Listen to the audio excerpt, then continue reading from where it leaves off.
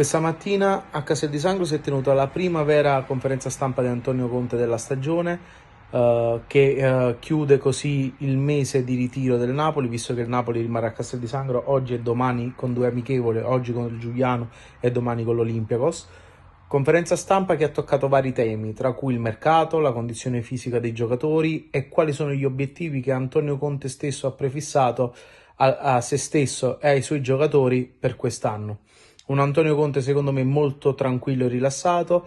Durante la conferenza stampa ha detto di sentirsi soddisfatto dell'operato del Napoli, ovviamente per quelli che sono i criteri del Napoli sulla questione calciomercato. Ha parlato che come obiettivo lui comunque si sente ancora in fase di ricostruzione, visto che siamo solo al secondo anno del suo contratto. E, diciamo, il suo obiettivo principale è quello di rimanere lì a rompere un po' il cacchio, diciamo così, alle tre grandi del nord.